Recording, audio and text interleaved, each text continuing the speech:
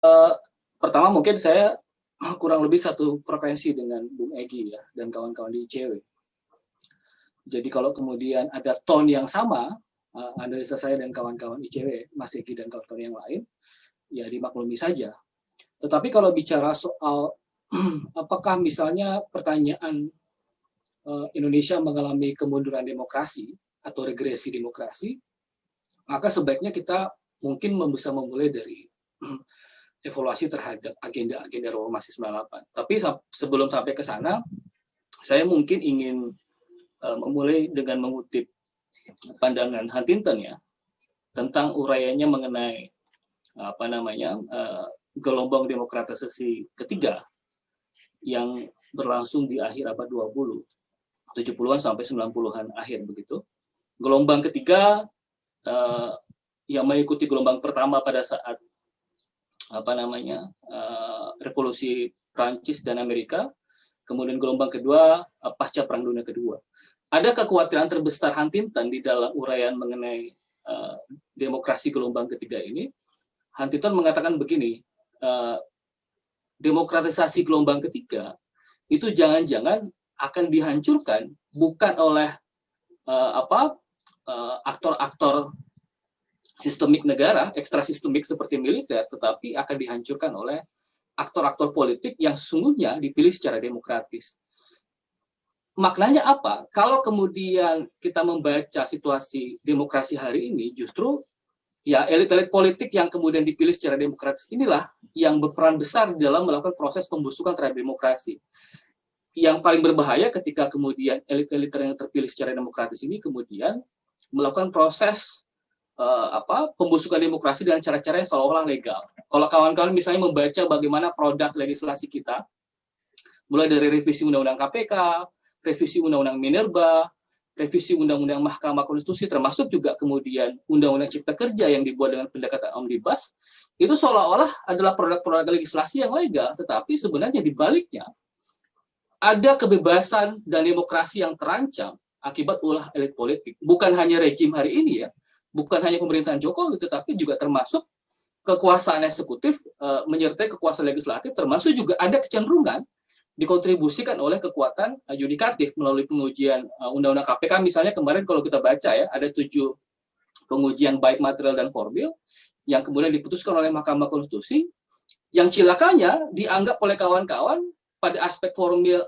nyata-nyata secara terang benderang adalah proses pembuatan undang-undang yang sama sekali tidak memenuhi standar, mengebiri hak partisipasi masyarakat, tetapi kemudian diputuskan berbeda oleh Mahkamah Konstitusi.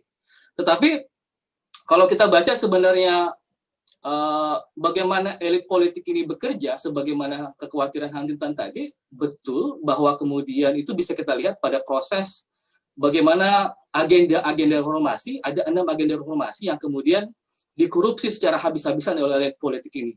Mulai dari persoalan supremasi hukum, pemberantasan korupsi, termasuk juga keberadaan KPK yang diamputasi oleh elit politik, bukan hanya dari luar, tetapi juga termasuk dari dalam, digerogoti oleh elit-elit tertentu.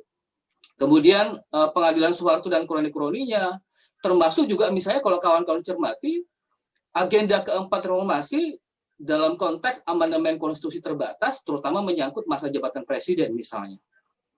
Padahal di dalam ketentuan pasal 7 Undang-Undang Dasar, saya pikir sudah cukup jelas. Tidak ada perdebatan harusnya bahwa masa jabatan presiden adalah 5 tahun dan bisa dipilih kembali untuk masa jabatan yang sama hanya untuk 1 kali masa jabatan.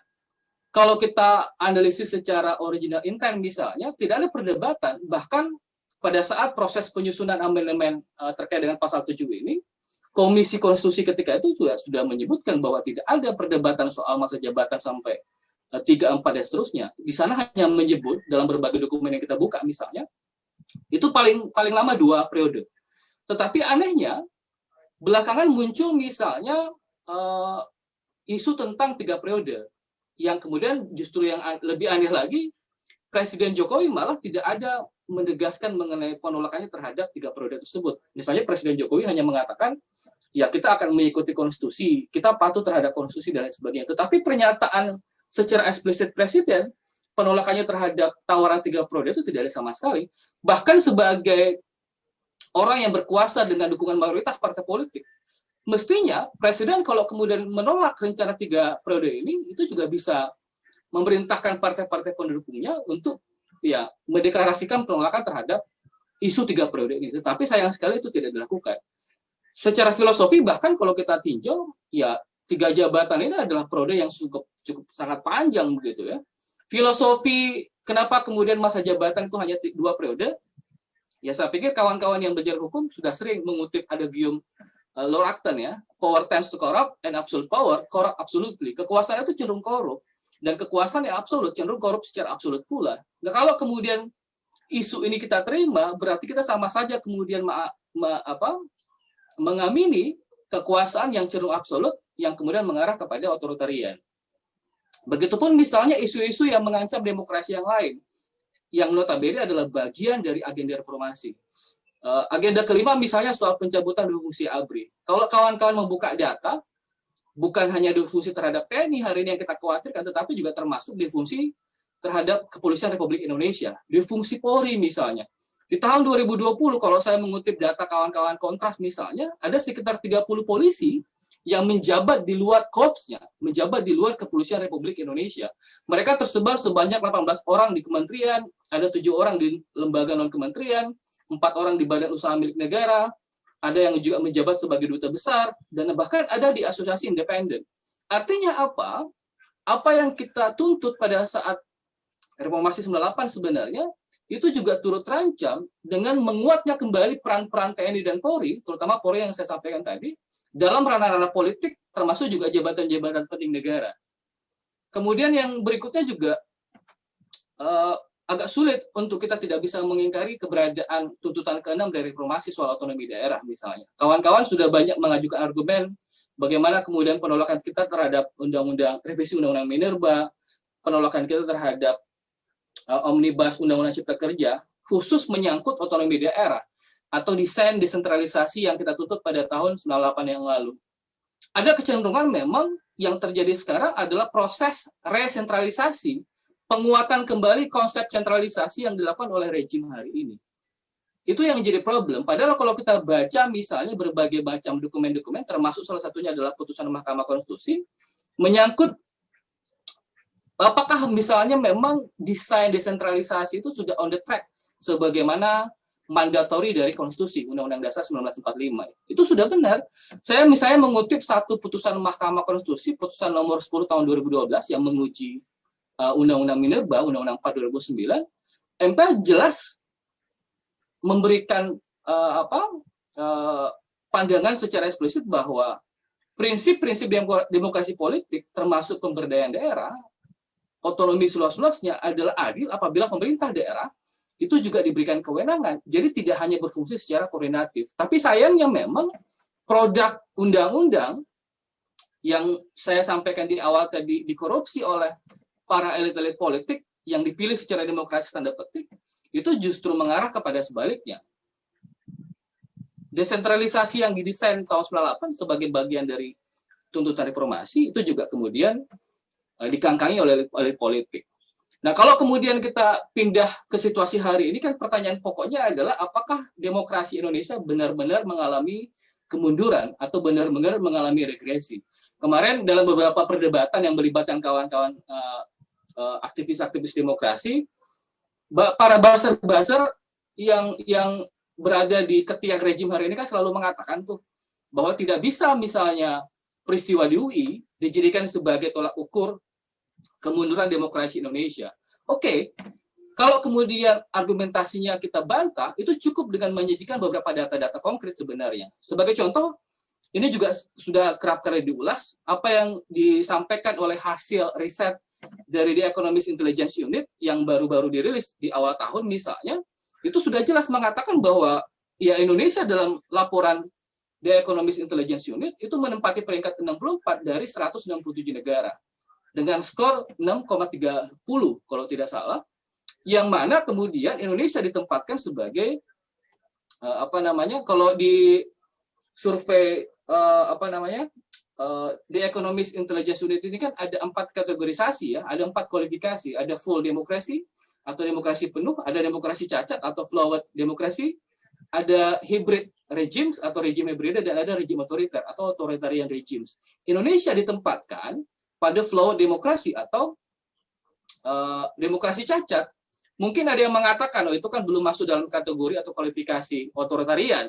Benar, belum masuk dalam kualifikasi otoritarian, tetapi kalau kita lacak dalam berbagai peristiwa misalnya, ya Indonesia sesungguhnya dengan melihat fakta-fakta yang ada justru bergerak ke arah otoritarian, dan itu sulit dibantah kalau misalnya kita mengurai apa yang menjadi dasar The Economist Intelligence Unit menempatkan Indonesia pada kategorisasi demokrasi cacat atau flawed demokrasi tadi. Ada 5 parameter yang dijadikan oleh The Economist Intelligence Unit sebagai standar ukuran terhadap indeks demokrasi satu negara, termasuk menilai Indonesia. Ada soal politik elektoralnya, ada soal fungsi pemerintahannya, ada soal politik partisipasinya, ada soal budaya politiknya, dan jangan lupa ada soal kebebasan sipil yang dijadikan sebagai satu ukuran atau satu standar bagaimana menilai indeks demokrasi satu negara. Kalau kemudian banyak yang mengatakan bahwa ya demokrasi elektoral berbicara soal pemilu dan lain sebagainya dijadikan sebagai standar, benar. Tetapi bagi saya itu adalah standar yang sangat tipis. Standar tebalnya itu justru ada pada proses ukuran terhadap sejauh mana negara, sejauh mana rejim hari ini memberikan pelindungan terhadap kebebasan sipil bagi masyarakat Indonesia. Nah, kalau kemudian kita coba mengurai itu, ada berbagai macam data-data, bukan hanya di UI ya. Pembatasan kebebasan masyarakat sipil di dalam berpendapat, berorganisasi, menyampaikan apa yang menjadi tuntutannya, itu terjadi di mana-mana, bukan hanya di UI. Misalnya pada aksi penolakan Omnibus Undang-Undang Cipta Kerja di tahun 2020 kemarin, teman-teman Kompas mencatat bahwa ada sekitar 1.900 dokumentasi misalnya dalam bentuk foto dan video yang terkait dengan tindak kekerasan aparat kepolisian selama menangani aksi-aksi unjuk rasa penolakan Omnibus Undang-Undang Cipta Kerja yang terjadi di berbagai macam daerah. Kita belum bicara misalnya data yang dikeluarkan oleh kawan-kawan Amnesty International yang mencatat bahwa ada sekitar 132 kasus pelanggaran kebebasan berekspresi dengan total korban 147 orang sepanjang tahun 2020. Itu belum bicara soal pembatasan kebebasan berekspresi dengan ancaman undang-undang ITE, entah pencemaran nama baik, entah itu hate speech dan sebagainya. Kalau kemudian kita bicara soal data, kita mengutip misalnya data dari Direktorat Tindak Pidana Cyber Kepolisian Republik Indonesia, ternyata dari tahun 2017 sampai 2020 ada sekitar 15.000 laporan yang diselidiki oleh Direktorat Tindak Pidana Cyber ini. Dari 15.000 ini, sekitar 32% atau sekitar 5.000-an laporan itu terkait dengan pencemaran nama baik, selebihnya soal ujaran kebencian, penyebaran pornografi, dan lain sebagainya. Belum lagi misalnya data dari SafeNet yang menunjukkan bahwa dari tahun 2016 sampai tahun 2020 terdapat 768 perkara yang terkait dengan pasal-pasal bermasalah di dalam Undang-Undang ITE, pasal 27 ayat 23 dan seterusnya, dengan komposisi 70% diantaranya itu terkait dengan laporan yang menyangkut laporan terhadap pejabat publik. Jadi yang paling banyak melaporkan warga negara terkait dengan pencemaran nama baik, misalnya deliberate defamation di dalam Undang-Undang ITE adalah para pejabat-pejabat publik. Padahal kita tahu ya konsekuensi dari pejabat publik mestinya siap dikritik, tetapi ini kan situasi yang ya semacam paradoks begitu ya. Nah, kalau kemudian kita baca dari data-data tersebut, ancaman terhadap kebebasan masyarakat sipil sebagaimana salah satu standar yang dilakukan oleh The Economist Intelligence Unit, maka saya pikir akan sangat sulit kita bantah bahwa Indonesia memang sedang mengalami regresi demokrasi atau kemunduran demokrasi. Kita misalnya belum bicara soal aspek lain di dalam ukuran-ukuran The Economist Intelligence Unit di dalam menentukan indeks demokrasi Indonesia. Misalnya soal partisipasi publik. Ada kecenderungan penyingkiran politik partisipatif di dalam pengambilan kebijakan. Kalau misalnya kita mengutip Robert Dahl menempatkan elemen efektif participation atau partisipasi efektif publik itu sebagai elemen dasar dari demokrasi, dan itu tidak terlihat dalam rejim hari ini.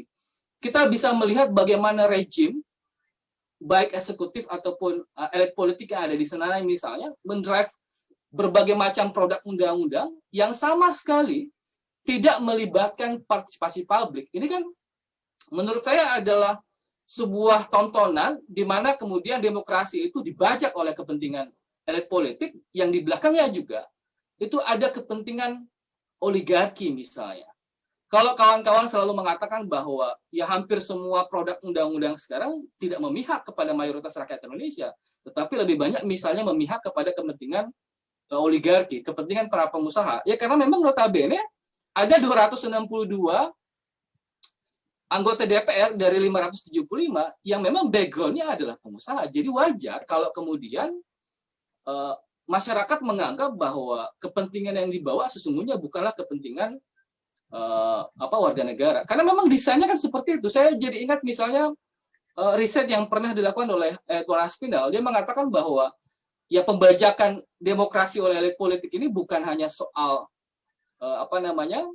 pembusukan dalam proses perampasan hak-hak warga negara melalui proses atau produk undang-undang, tetapi juga pembajakan terhadap makna sesungguhnya dari demokrasi. Aspinall di dalam risetnya menyebut bahwa ya elit politik hari ini seolah-olah menyembunyikan makna sesungguhnya dari demokrasi, seolah-olah demokrasi itu hanya sebatas demokrasi prosedural. Padahal kan justru ya kelompok civil society menganggap kita tidak boleh mengunci makna demokrasi sekedar ruling elit yang hanya berlaku selama 5 tahun sekali, demokrasi secara prosedural, tetapi lebih dari itu demokrasi mesti kita anggap sebagai demokrasi yang substansial. Nah yang terakhir mungkin sebagai pengantar, kemunduran demokrasi atau regresi demokrasi juga saya pikir itu ditandai dengan kelompok-kelompok intelektual yang memperburuk demokrasi kita. Ini mungkin akan nyambung dengan apa yang dialami oleh kawan-kawan di UI tempo hari. Kelompok intelektual ini kan harusnya mendorong praktek demokrasi yang sehat. Nah sekarang justru tersandra juga oleh kelompok oligarki, malah dijadikan sebagai stempel kekuasaan. Ada satu artikel yang pernah ditulis oleh James Petras yang menyebut bahwa kelompok-kelompok intelektual ini kan seharusnya memiliki posisi dan peran yang sangat penting dalam konteks politik karena dapat mempengaruhi pemimpin-pemimpin politik, termasuk juga militan-militan partai, kalau kata James Petras, termasuk juga gerakan sosial dan politisasi kelas sosial. Nah, yang terjadi sekarang hari ini misalnya, kalau kita baca bagaimana kelompok-kelompok intelektual, kalau Romo Mangun menyebutnya sebagai kelompok-kelompok intelektual kelas kambing ya, kelompok intelektual kelas kambing kalau kata Romo Mangun adalah kelompok-kelompok intelektual yang menganggap atau menyimpulkan 4 kali 4 itu sama dengan 20. Itu dikarenakan kelompok-kelompok intelektual ini buta dan ditulikan oleh kekuasaan, tidak berpikir logis dan yang menggadaikan prinsip-prinsip intelektualitasnya. Nah, dalam fase rejim hari ini, kelompok-kelompok intelektual macam ini memang bertebaran dan mengelilingi rejim, ya termasuk juga yang ngantri soal komisaris dan lain sebagainya. Nah, kesimpulan saya begini, kalau kita membaca misalnya soal bagaimana pembunuhan terhadap KPK, itu linier dengan konteks kemunduran atau regresi demokrasi yang kita alami di Indonesia. Secara kalkulasi di atas kertas misalnya, penurunan indeks demokrasi Indonesia itu juga linier atau paralel dengan penurunan Corruption Perception Index atau indeks persepsi korupsi Indonesia. Ya kendati pun orang selalu mengatakan itu kan turunnya cuma 3 poin, tetapi 3 poin itu sangat berharga. Memberikan pandangan bagi kita bahwa betapa pembunuhan terhadap KPK itu terus serta berkontribusi mundurnya demokrasi di Indonesia. Saya pikir itu kesimpulannya. Saya kembalikan kepada Bung